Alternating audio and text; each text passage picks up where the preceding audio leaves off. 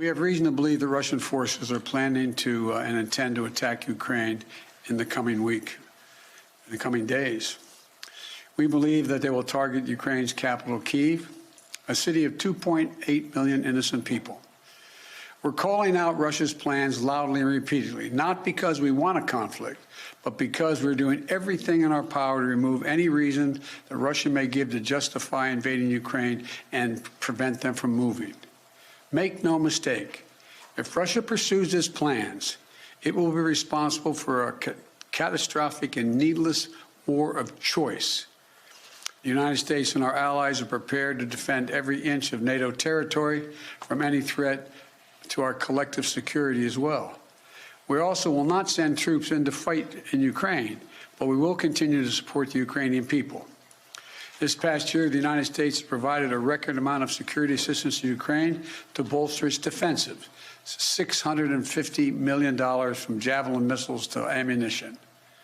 We also previously provided $500 million in humanitarian aid and economic support for Ukraine. And earlier this week, we also announced an additional sovereign loan guarantee of up to $1 billion to strengthen Ukraine's economic resilience. But the bottom line is this: the United States and our allies and partners will support the Ukrainian people. We will hold Russia accountable for its actions. The West is united and resolved. We're ready to impose severe sanctions on Russia if it further invades Ukraine. But I say again, Russia can still choose diplomacy. It is not too late to de-escalate and return to the negotiating table. Last night, Russia agreed that Secretary of State Blinken and Foreign Minister Lavrov should meet on February 24th in Europe. But if Russia takes military action before that date, we'll be clear that they have slammed the door shut on diplomacy.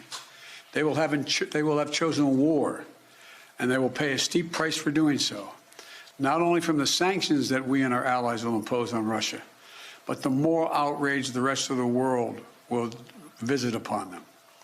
You know, there are many issues that divide our nation and our world, but standing up to Russian aggression is not one of them. The American people are united. Europe is united. The transatlantic community is united. Our political parties in this country are united. The entire free world is united. Russia has a choice between war and all the suffering it will bring, or diplomacy that will make a future safer for everyone.